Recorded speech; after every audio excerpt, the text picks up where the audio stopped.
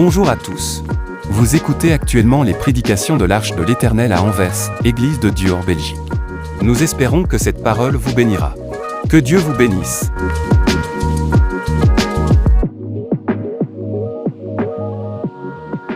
Amen. Alléluia. Le Seigneur est bon, n'est-ce pas? J'ai béni le Seigneur pour encore une fois ces privilèges qu'il nous donne. Ces privilèges qu'il nous accorde d'être devant le peuple de Dieu, d'être devant ces choisis, ces élus pour parler, pour communiquer sa parole. Je remercie également notre bishop pour la confiance qu'il nous donne et pour son leadership et pour l'opportunité qu'il nous donne pour partager la parole ce matin. Amen. Hein? Amen. Est-ce que nous sommes dans la joie? Vous savez, la Bible dit, je suis dans la joie quand on me dit d'aller dans la maison du Seigneur. Ici, c'est la maison de Dieu. C'est ici que nous obtenons tout ce dont nous avons besoin. En principe, quand nous venons ici, nous venons dans la joie. Nous venons en courant. Parce que c'est là que nous obtenons toutes nos bénédictions. Amen. Hein? Nous sommes dans la joie d'être dans la maison de Dieu. Amen.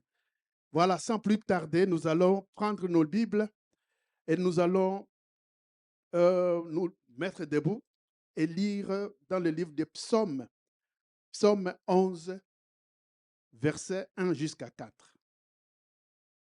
Psaume, le livre des Psaumes, chapitre 11, versets 1 à 4. Nous allons lire au nom de Jésus. C'est en l'Éternel que je cherche un refuge. Mais dire, fuis dans vos montagnes comme un oiseau, car voici les méchants bandent l'arc, ils ajustent leurs flèches sur la corde pour tirer dans l'ombre sur ceux dont le cœur est droit. Quand les fondements sont renversés, le juste, que ferait-il? L'Éternel est dans son saint temple. L'Éternel a son trône dans les cieux. Ses yeux regardent, ses paupières sondent les fils de l'homme. Amen. Amen. Nous pouvons nous asseoir. Alléluia. Le thème de notre message aujourd'hui est quand les fondements tombent. Quand les fondements tombent, quand les fondements sont détruits, que fera le juste? Qu'est-ce que tu feras, toi et moi, justifiés par le sang de Jésus? Qu'est-ce que nous ferons? Dans ce passage, nous sommes avec David. David, on lui dit, oui. On lui dit à David, cache-toi et protège-toi, David. Là-bas, il y avait une attaque réelle, c'était du vrai. Le méchant, il était déjà prêt à attaquer. Il visait déjà à menacer David. Et il était en train de dire à David, fuis. Vous savez, parfois le diable, il provoque, il a une stratégie pour nous faire fuir. Il organise quelque chose pour que toi et moi puissions fuir. Vous savez, le monde aujourd'hui, par rapport à tout ce qui s'y passe, parfois, il veut que nous puissions fuir nos responsabilités. Parfois, il veut que nous puissions abandonner. Ils sont là, ils nous attaquent. Le monde veut que nous puissions nous compromettre. Alléluia. Mais David dit non. Verset 1, il dit non. C'est en l'Éternel que je cherche un refuge. Il est là, il le dit déjà, mais on lui dit de fuir. Non, il sait que c'est en l'Éternel. Bien-aimé, notre refuge, c'est en l'Éternel. Alléluia. Il regarde le ciel.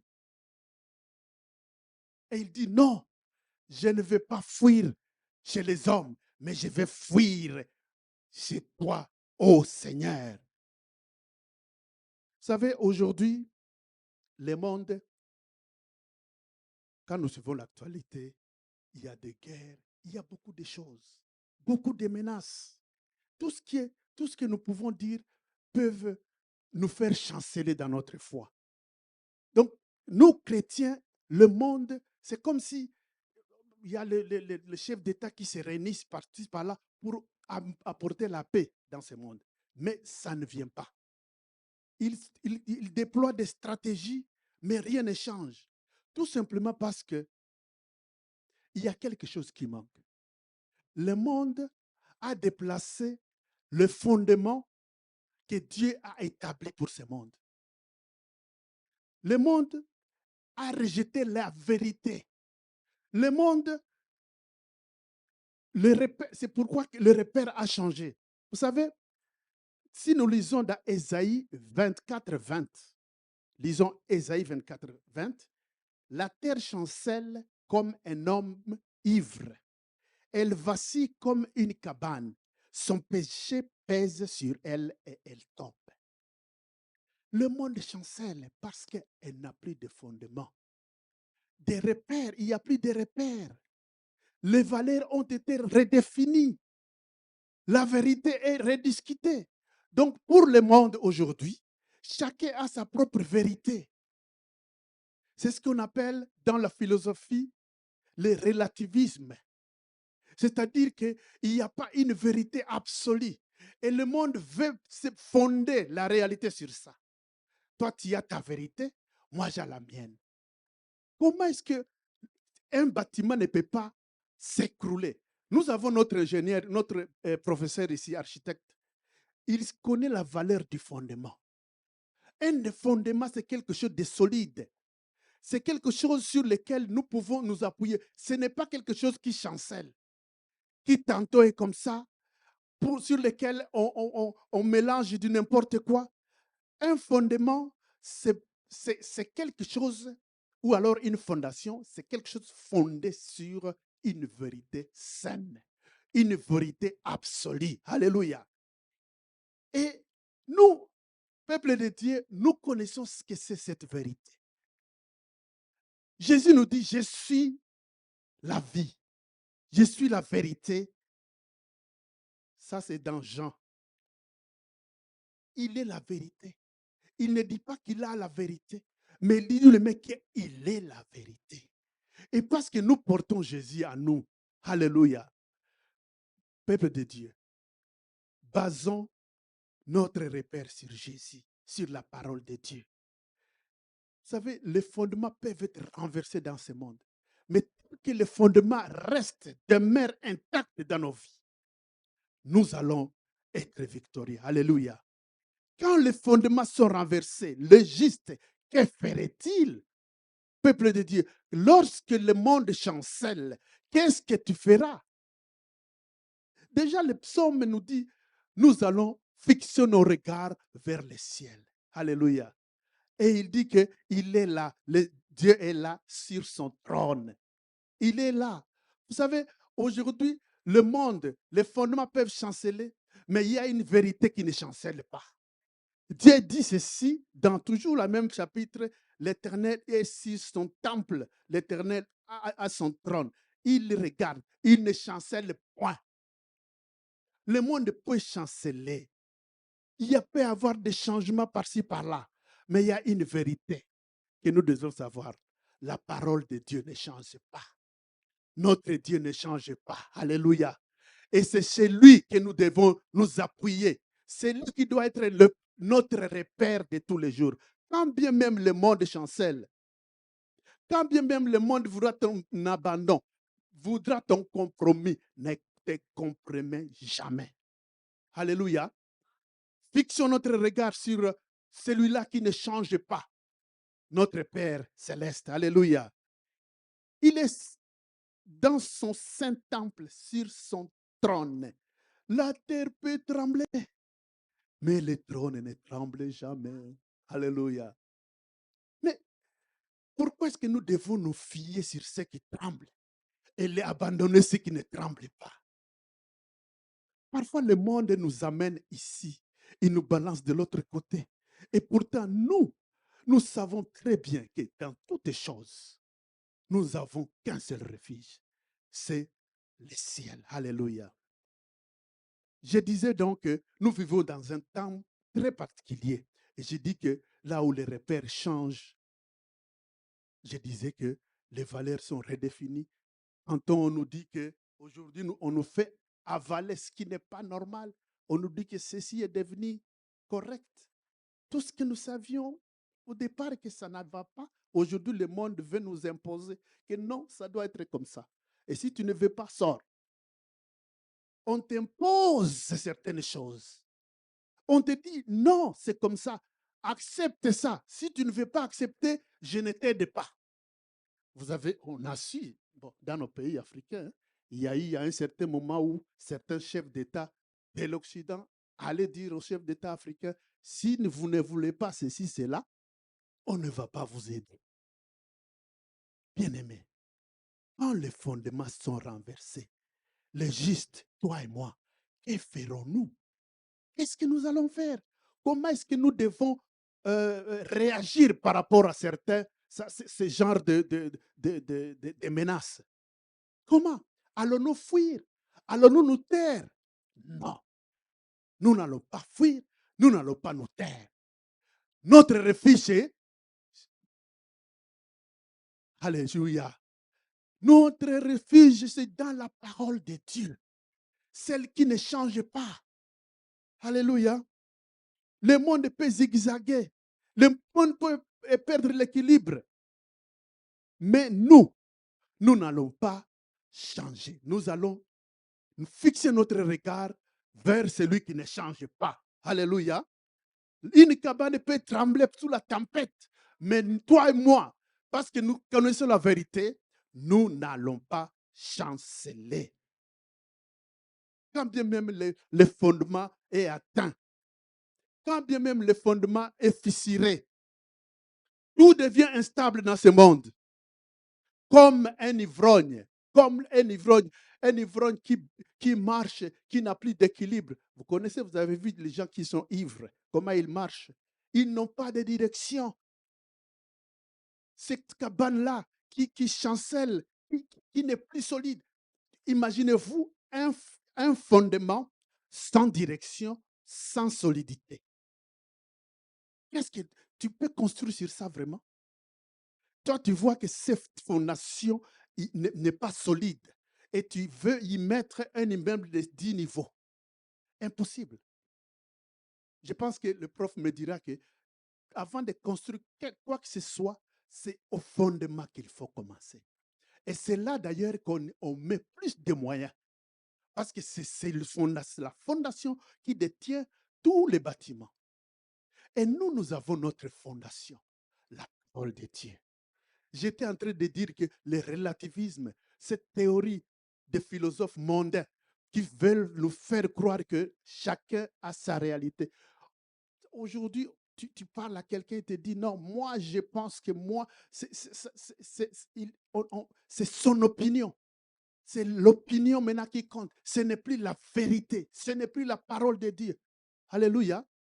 Autrefois, on disait, il est écrit, comme nous a appris notre Seigneur. À chaque fois qu'il était challengé, il disait, il est écrit. Aujourd'hui, quand on nous challenge, il dit, ah, selon mon opinion, moi je pense que non, ce n'est pas toi. Il est écrit. Alléluia. C'est pourquoi nous devons connaître la parole de Dieu. Et c'est cette parole qui est la vérité et qui est le fondement dans tout ce que nous faisons, dans notre marche vers le ciel. Si nous n'avons pas la parole, bien-aimés, c'est à ce moment qu'on va voir toutes sortes de sectes, toutes sortes de croyances, je ne sais pas moi, je ne sais pas comment décrire. Parfois, on voit sur les réseaux sociaux des choses inimaginables dans même soi-disant église.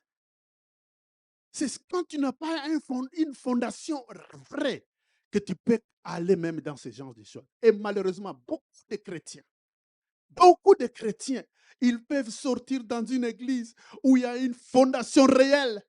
Et juste parce qu'en lui-même, il y a quelque chose qui a chancelé. Il va dans je ne sais pas moi comment, je ne vais pas les appeler églises, mais c'est dans des histoires juste pour s'embrouiller. Et Dieu nous pardonne. Et Dieu nous pardonne, peuple de Dieu. Notre fondation, c'est sur la parole de Dieu. Même quand il y a la pression, peu importe la pression, peu importe cette pression, garde ta fondation sur la parole de Dieu. Jean 17, 7, là, ta parole est la vérité. Ta parole est la vérité. Il ne dit pas une vérité, mais la vérité. Parce qu'il n'y a pas autre vérité que la parole de Dieu.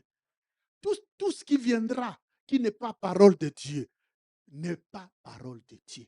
C'est juste une opinion de quelqu'un. C'est cette philosophie qui peut t'amener à chanceler dans ta vie. Je disais que le monde, il définit, chacun définit sa propre morale. Tout dépend de ton point de vue. La parole de Dieu, ce n'est pas un point de vue. La parole de Dieu, bien-aimé, c'est la vérité. C'est la vérité absolue. C'est sur cette vérité que nous devons construire nos vies. C'est sur cette vérité que nous devons construire notre marche vers le ciel. Parce que nous allons au ciel. Si tu n'as pas cette vérité, certainement, il y a beaucoup de choses qui peuvent te ramener, te dévier et malheureusement, tu ne pourras pas atteindre l'objectif. Parfois, cette vérité peut déranger. Et c'est pourquoi parfois, quand un pasteur prêche une parole qui touche quelqu'un qui n'a pas un fondement réel, c'est à ce moment-là que ces gens-là, ils préfèrent aller là où, au moins là, on va me cajoler. Hein? Ils n'aiment plus la vérité réelle. Ils n'aiment plus écouter la vérité absolue. Bien-aimé, cette vérité, c'est celle-là qui nous façonne. C'est celle-là qui nous prépare à devenir des vases d'honneur.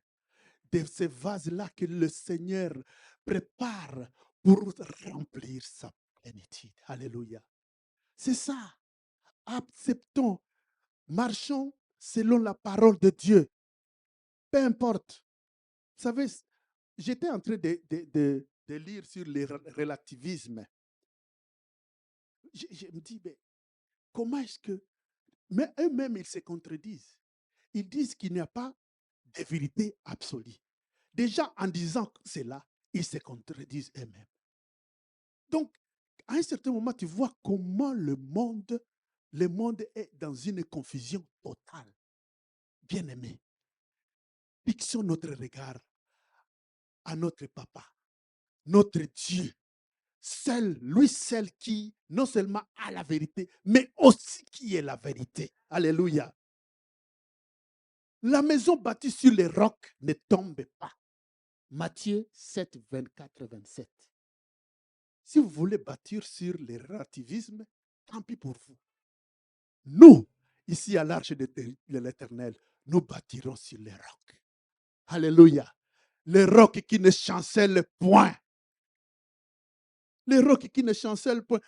Parce que la maison bâtie sur le sable va s'effondrer. La maison bâtie sur les opinions va s'effondrer. La maison bâtie sur mes idées va s'effondrer. Mais la maison bâtie sur la parole de Dieu, la maison bâtie sur la parole de Dieu ne pourra jamais s'effondrer. Alléluia. Si ton fondement est l'argent, pour ceux qui cherchent l'argent, nous tous on cherche l'argent. Mais si ton fondement est l'argent, tu tomberas. Parce qu'il y en a qui en ont déjà leur fondement, l'argent. Il se réveille argent, il respire argent. En lui, c'est l'argent. Il ne pense pas à autre chose que l'argent, l'argent, l'argent. Si ton fondement est l'argent, mon bien-aimé, tu tomberas. Si ton fondement Et les hommes, mon oncle, ma tante, mon frère, celui-là. Si ton fondement est les hommes, tu tomberas. Parce que les hommes passeront. Alléluia. Les hommes vont passer.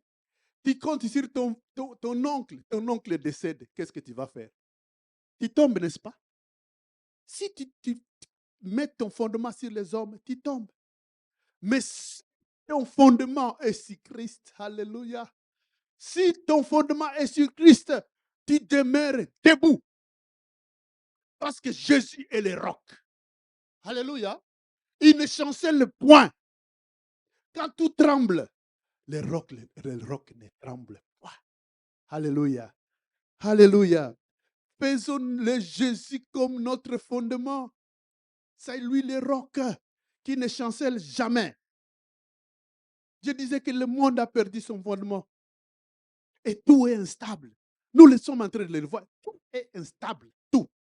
Quand bien même il y a les intellos, les professeurs d'univers, tu vois quelqu'un qui a le PhD, il y en a, je ne sais pas, 10. Mais quand tu le regardes, tu vois vraiment, il est totalement instable.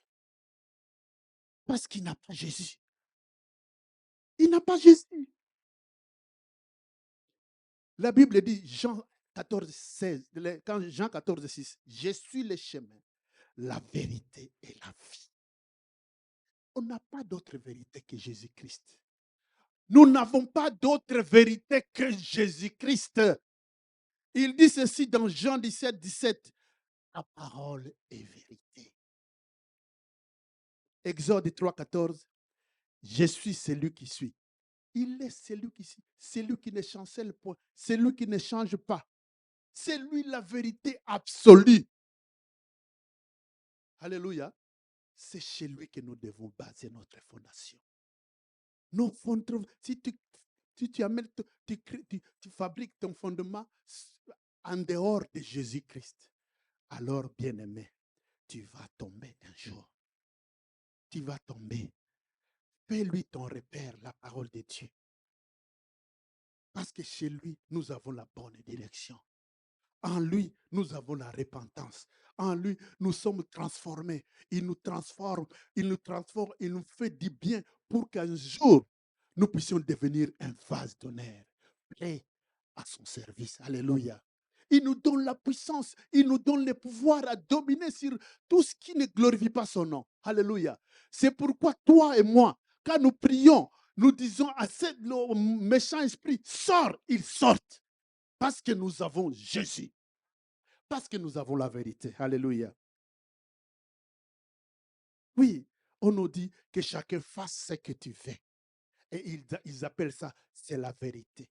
Et ou bien ils appellent pas, c'est la liberté. Vous savez, ce monde, l'autre fois, j'étais en train de suivre euh, quelqu'un en Suisse qui justifiait un meurtre par le fait d'être libre. Vous voyez, on se dit, mais où est-ce qu'on va? Où va le monde? Ça, ce n'est pas la liberté. Non. Ça, c'est une liberté ou une libertinage. Mais cette liberté qui devient une confusion totale. Vous savez, le monde cherche à normaliser les péchés. Hein? Ils disent que les péchés n'existent pas. Le monde cherche à normaliser les péchés.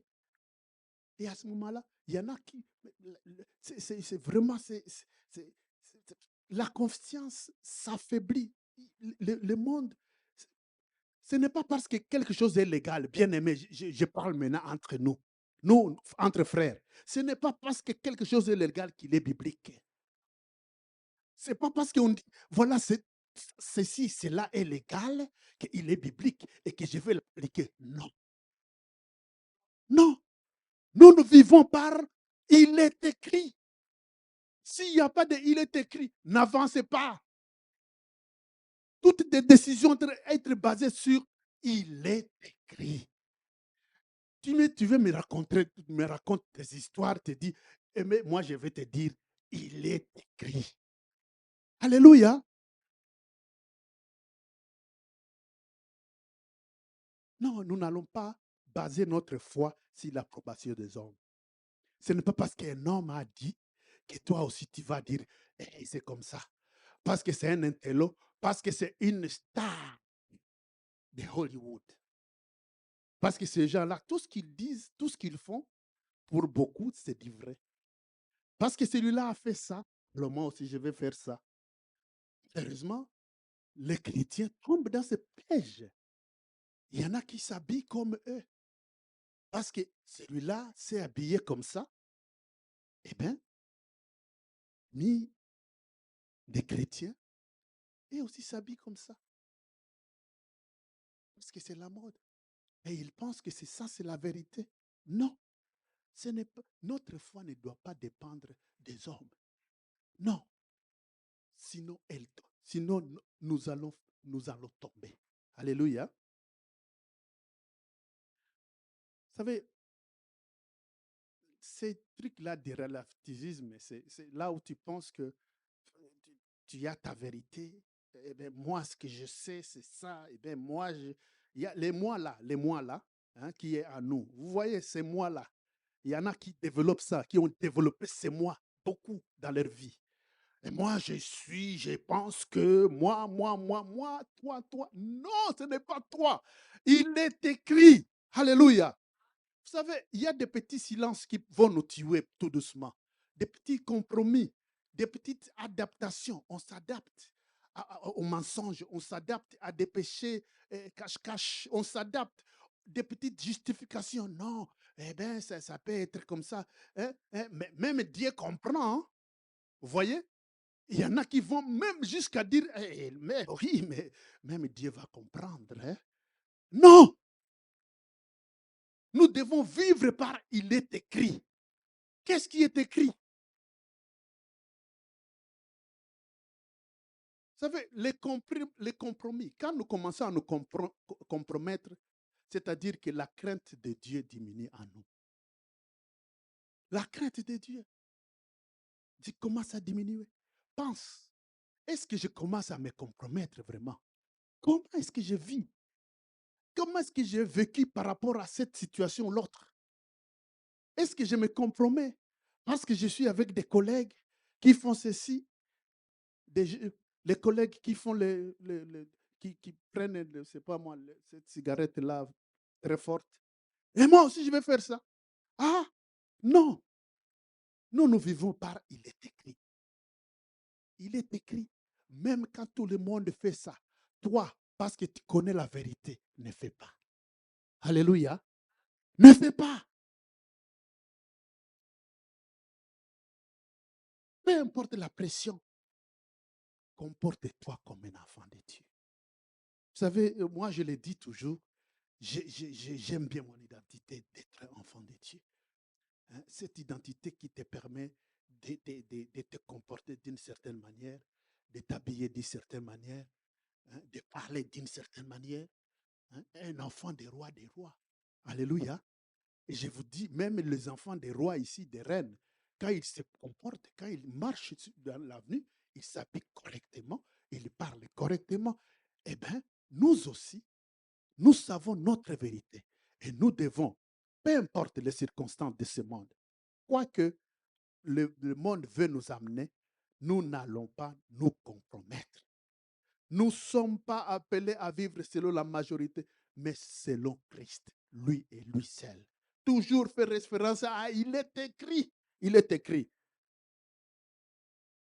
Il est écrit. Pas je pense, pas à mon avis, pas selon ma culture. Nos cultures.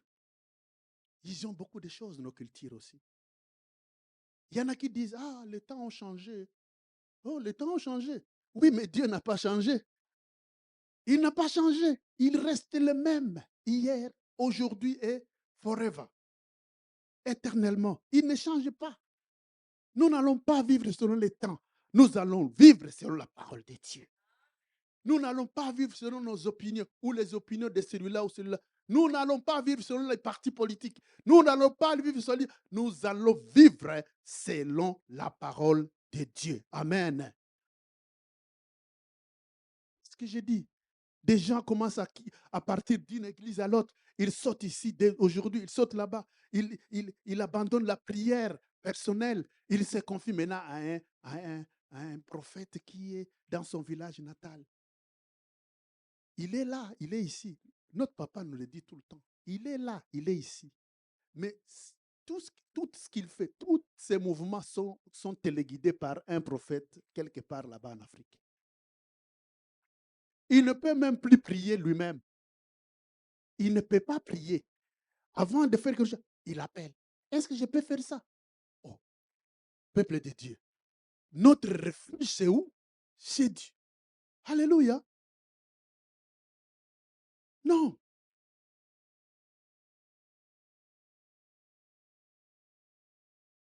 Vous savez, il y a certaines vérités dans cette société, dans nos sociétés actuelles. Par exemple, je vais te citer un exemple. Le mariage. Le mariage. Tu es un jeune garçon, tu tombes amoureux d'une fille de l'autre soi-disant religion. Et on te dit non, ne va pas là-bas. Toi, tu ne veux pas. Je ne suis pas en train de dire qu'il y a des... Non, non. Je me dis, nous ne vivons pas selon la parole. Il est écrit. Et vous savez, j'ai un ami, il y a un moment, il vivait ici en Belgique. Alors, il a rencontré sa fiancée ici. Sa fiancée était une musulmane. Alors, il envoie sa famille, parce que bon, sa famille était à Bujumbura, et nous, on était à Bukavu. Il envoie sa famille pour dépêcher une délégation dans sa belle famille à Bujumbura. Alors, la délégation va à Bujumbura. La délégation ne savait pas que c'était une famille musulmane. Ils se rendent à Bujumbura, ils entrent à la maison. Déjà, ils voient quelque chose de peu pas habituel. Et puis, le chef de la délégation dit, bon, je ne vais pas citer son nom, mais il se reconnaît. Il dit, tel nous a envoyés ici. Ah, et les beaux-parents disent, ah, Abdoul. Oh, il avait déjà changé de nom. On lui avait déjà donné un autre nom. Alors, on essaie de dire, mais c'est notre enfant qui est devenu là. Vous voyez un peu? Quand on se compromet, vous savez, la Bible dit ceci dans Corinthiens, deuxième épître aux Corinthiens 6, 14. Ne vous mettez pas avec les infidèles sous un joug étranger. Et là, je m'adresse à nos jeunes gens. Je répète, ne vous mettez pas avec les infidèles sous un joug étranger. Même s'il est éduqué, il est beau, il est éduqué, il a un PhD, il est riche. D'ailleurs, ils ont un villa dans un quartier riche d'Anvers.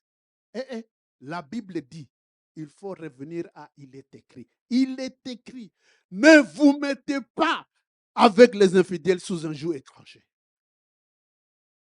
Point trait. Il est écrit. Alléluia. J'espère que ça fait mal quelque part. Il y en a, bon. Mais c'est la parole de Dieu. C'est la parole de Dieu. Il y en a qui commencent. Aujourd'hui, je vois comment le sexe avant mariage est banalisé dans les réseaux, dans la société.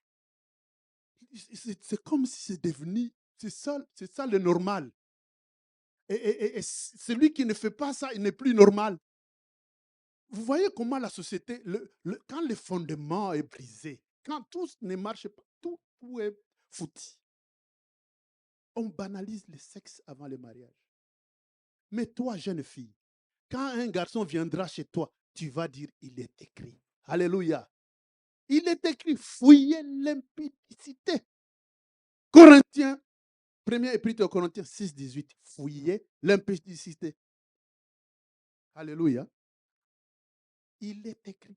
Donc, n'ayez pas la honte. N'ayez pas non, dites ça, il est écrit. Dites ça en toi-même, il est écrit. Nous vivons par rapport à c'est la parole de Dieu qui est notre repère. Pas les opinions, pas ce que tu ressens, pas ce que tu penses. Non, nous vivons par rapport à la parole de Dieu. Hébreux 13, 4, que le mariage soit honoré, que le lit conjugal exempt de souillure. Vous savez, Je parle, le sexe, c'est un don de Dieu, mais seulement dans les mariages. Je parle aux jeunes gens. Seulement dans les mariages, pas avant, parce qu'il est écrit. Alléluia. Parce qu'il est écrit. Ce n'est pas mon opinion. Ce n'est pas une opinion. C'est parce qu'il est écrit. Il y a des gens qui font passer des choses sur Internet, bon, qui disent n'importe quoi sur ça. Mais quand toi, tu es rempli de Saint-Esprit et quand tu observes les Écritures, quand Jésus te fait, il est écrit et c'est bien, fouiller l'impudicité. Et nous devons fuir l'impudicité, mes bien-aimés.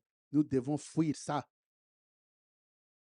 Je suis en train de parler sur le fait que nous sommes en train de constater aujourd'hui, même le divorce. Le divorce est banalisé. Le divorce est banalisé. Tu peux partir quand tu veux. Il suffit que l'autre ronfle beaucoup. Tu sais, il ne le supporte plus, il ronfle trop.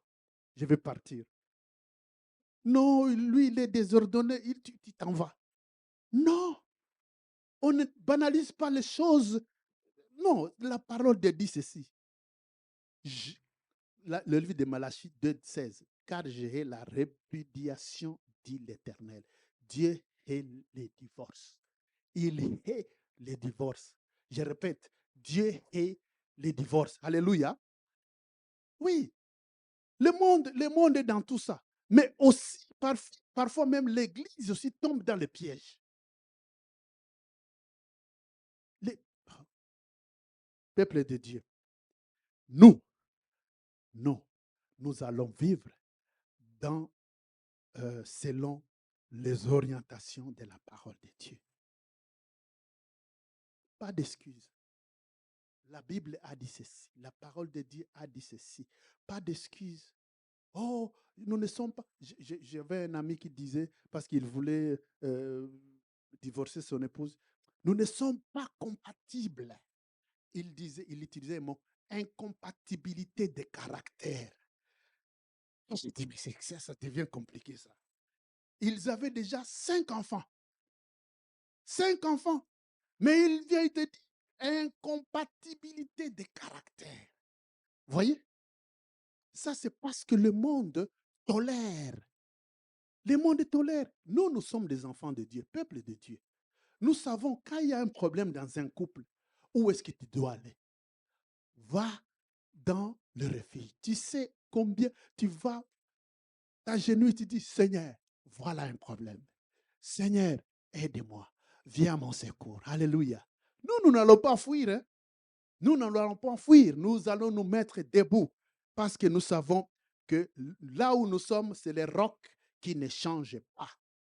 Nous n'allons pas aller ou prendre des solutions rapides juste parce qu'il faut. Non. Vous savez, chaque rupture, hein, ça laisse des blessures. Ça laisse des blessures.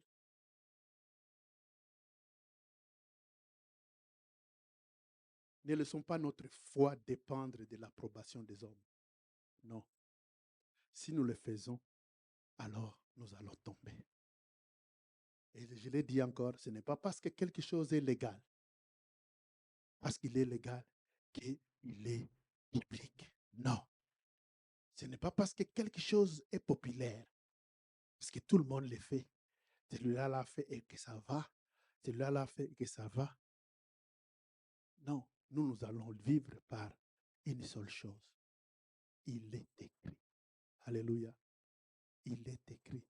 Il est écrit. Vous savez, quand je vois, je suis en train de regarder un peu comment est-ce que les choses étaient faites avant et que à cause de ce monde actuel, comment le monde il est ivre, comment ce monde a perdu ses repères, comment aussi parfois même les enfants de Dieu dans les églises commencent aussi à vaciller, ils commencent à marcher comme les ivrognes. Vous savez, autrefois, même les pasteurs étaient respectés. Je sais que nous, à l'Arche, nous respectons notre papa. Je le sais. Et celui qui ne le fait pas, que Dieu te fasse grâce. Alléluia. Aujourd'hui, il y a des critiques faciles.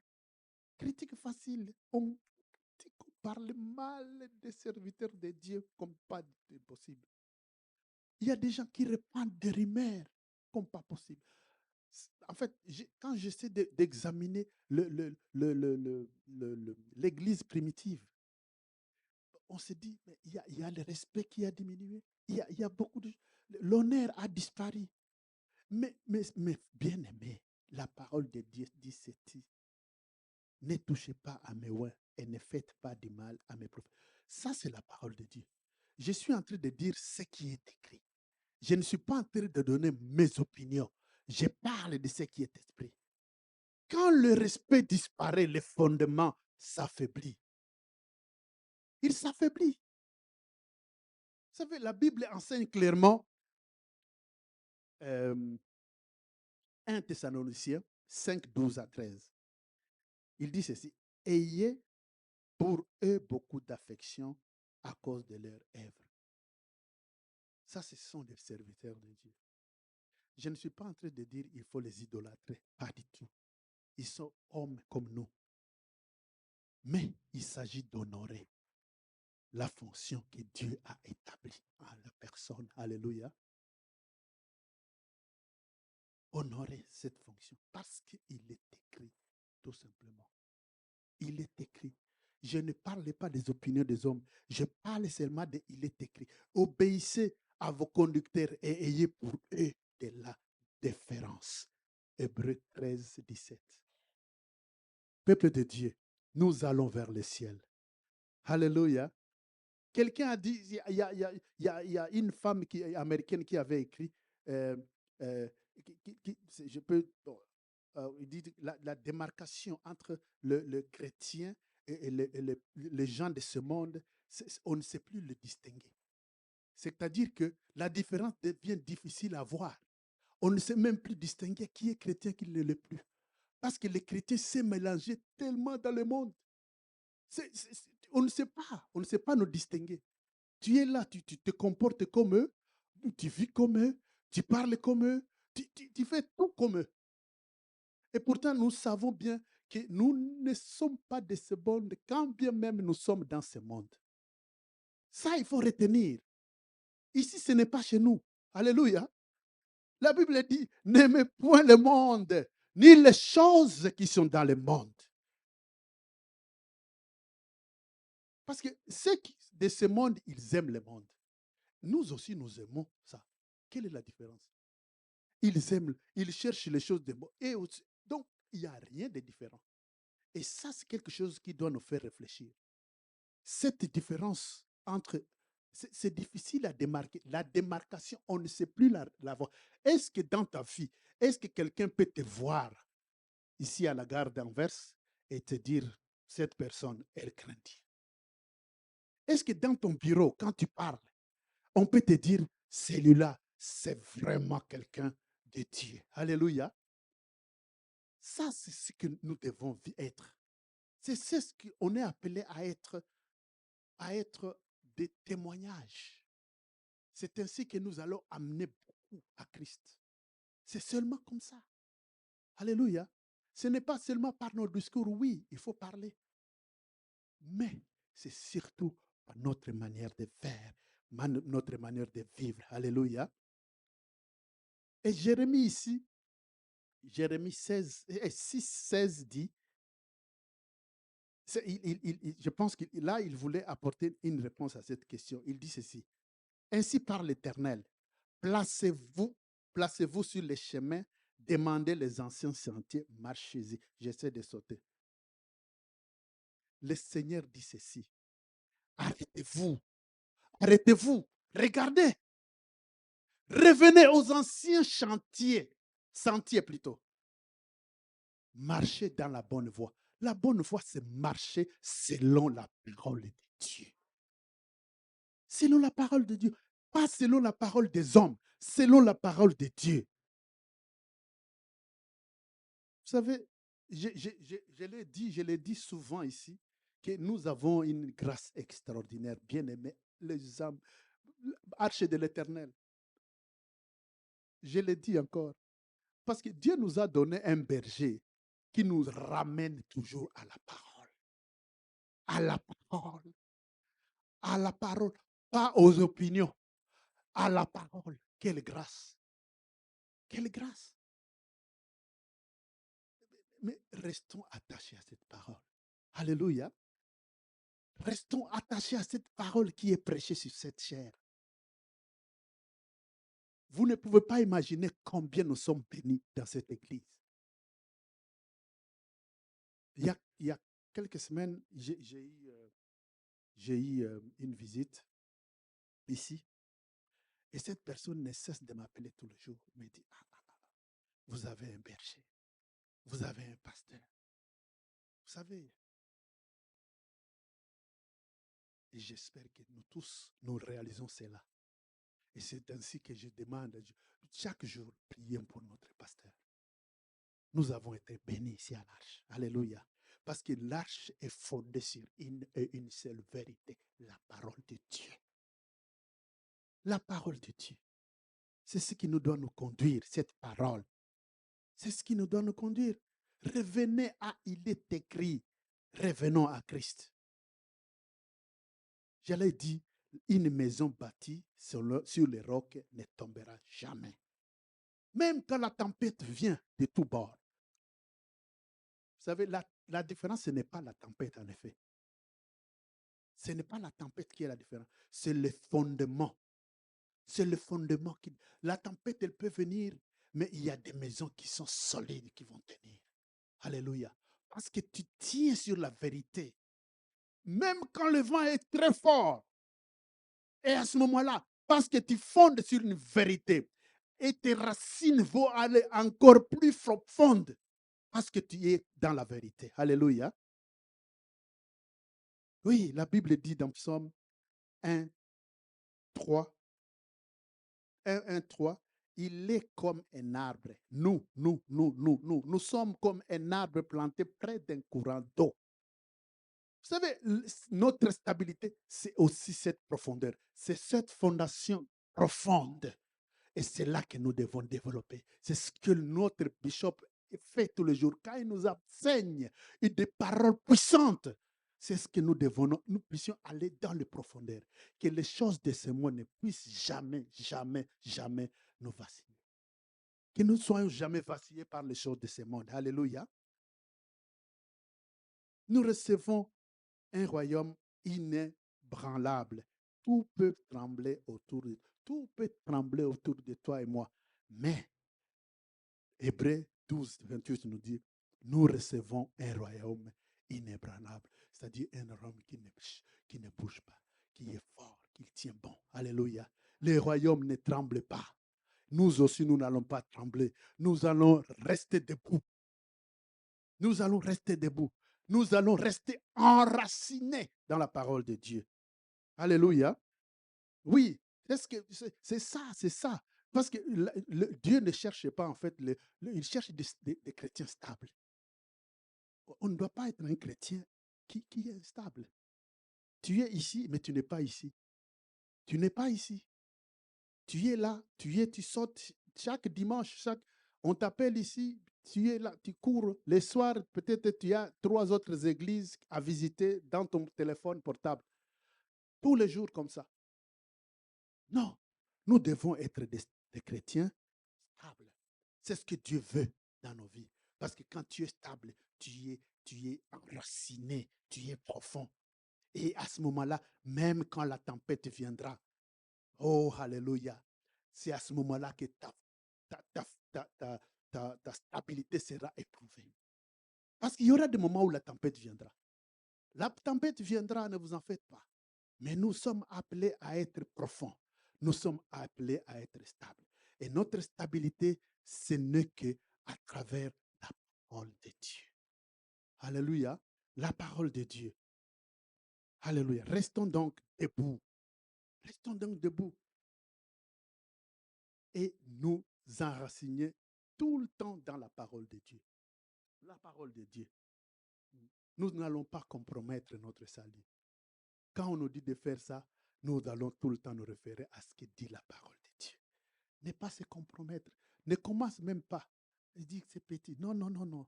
Ne te compromets pas. Garde la crainte de Dieu. Tout simplement. Alléluia. Garde la crainte de Dieu. Je sais que notre génération, nous presque, bon, notre génération, nous vivons dans une, je peux dire, nous sommes compromis d'une manière ou d'autre. Mais il y a une chose, est-ce qu'on a dit, Dieu n'a pas compromis. Dieu, il reste le roc. Il ne bouge pas. Il reste le même. Et sa vérité reste la même. Hein. Même si la culture, même si on peut dire c'est moderne, fashion, on peut dire non, mais la vérité reste en Jésus-Christ, lui qui ne change jamais. Et c'est lui qui bâtit sur lui, ne vacillera jamais. Si tu bâtis sur Jésus, tu ne vacilleras jamais. Le monde peut chanceler. Ça peut chanceler. Les valeurs peuvent s'effondrer. Mais quand tu bâtis sur Jésus, alléluia, tu ne vacilleras jamais. Alléluia. Même quand la vérité est impopulaire, vous savez, il y a de ces vérités-là impopulaires que les gens n'aiment pas. Mais nous devons rester fidèles à Dieu. Nous devons rester fidèles, même quand cette pression, et il y a une pression énorme, il y a une pression énorme. On te dit, fais ceci. Bon, on nous raconte des histoires. On nous raconte qu'il y a ces entreprises-là qui te disent, avant de t'embaucher, ils trouvent des enfants très intelligents, des jeunes gens de l'âge, ils disent, mais avant de t'embaucher, il faut que tu passes dans un loge. Même sous ce genre de pression, dis seulement, reste debout et dis, il est écrit. Non! Alléluia! C'est dit non, on ne va pas compromettre notre salut. Nous allons rester debout. Nous allons garder la vérité. Nous allons protéger nos mariages. Nous allons demeurer dans la vérité. Et cette vérité, c'est la parole de Dieu. Nous allons refuser de nous compromettre. Nous allons nous enraciner dans la parole de Dieu. Alléluia. Parce que c'est à ce moment-là que, même quand tout chancelle, même quand tout s'écroule, eh bien, moi, là, sur les rocs, je reste debout. Je reste debout. Alléluia. Je disais que je ne suis pas en train de faire une analyse de tout ce qui se passe de ce monde, mais c'est juste pour que nous puissions examiner nos cœurs. Que chacun examine nos cœurs. Mais quand ces fondements sont renversés, quand il y a quelque chose dans la vie, quand il y a ce vent qui veut secouer, qu'est-ce que je fais? Qu'est-ce que tu fais? Est-ce que je vais rester spectateur ou qu'est-ce que je vais faire? Parce que je l'ai dit tantôt, Dieu cherche les gens debout, les hommes et les femmes debout. Debout. Pas les gens, pas les fouillards. Pas celui qui fouille. Non, non, non, reste debout. Reste debout. Aujourd'hui, c'est juste un appel à la décision. Si tu sais que le fondement s'est affaibli, c'est encore possible. Le Seigneur est bon. Il peut encore les renforcer. Alléluia. N'est-ce pas qu'on peut encore renforcer un fondement? On peut. Le Seigneur peut. Si tu sais que tu as compromis, tu es dans des choses un peu, le Seigneur peut encore te rétablir aujourd'hui. Si tu sais que il y a une pression qui t'a fait reculer, tu as avancé et c'est à cause d'une pression quelconque que tu as reculé. Aujourd'hui, il peut encore restaurer. Alléluia. Il peut restaurer. Il peut te remettre à l'ordre. Ne minimise pas. Ne minimise pas. Ne minimise pas. Reviens au roc. Reviens au roc. Reviens à Jésus-Christ. C'est en l'Éternel que je cherche un refuge. C'était la réponse de David. Et toi aujourd'hui, est-ce que tu peux répondre comme ça? Même quand tu traverses des moments difficiles dans ton mariage, quand ta pureté est compromise, jeune fille, jeune garçon. Quand euh, le respect pour le leadership est compromis aujourd'hui, le Seigneur peut encore rétablir le fondement. Alléluia. Il peut encore le faire. C'est seulement, ces messages, c'est pour que nous puissions nous réaligner d'une manière ou d'autre. Que chacun s'examine, se dise, voilà, et ceci, je vais demeurer sur le roc. Je ne vais pas m'éloigner du roc. Parce que si je m'éloigne du roc, le vent peut me secouer et je risque de tomber. Nous ne sommes pas appelés à tomber, nous sommes appelés à marcher, rester debout et marcher. Parce que notre objectif, c'est d'aller vers le ciel. Alléluia. C'est ça. Nous devons rester debout. Alors, si tu es là, et si tu penses que quelque chose s'est passé, et que si tu veux, tu dis, tu cherches, tu veux dire, je veux revenir à la vérité, lève-toi seulement. Tu te dis, je me suis compromis d'une manière ou d'autre, lève-toi seulement. Ce n'est pas pour les autres. On ne parle pas pour les autres, c'est pour soi-même. C'est entre toi et Dieu. Parce que lorsque tout chancelle, ceux qui se repositionnent, il faut se repositionner sur le roc. Si tu penses que tu n'es plus sur le roc, tu peux te lever et nous allons prier pour toi. Alléluia.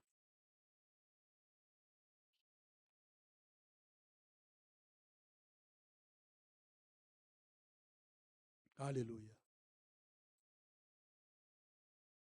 Je disais bien, ce n'est pas pour les autres, c'est pour soi-même. C'est pour soi-même. Si tu es là, mets-toi debout. Nous allons prier.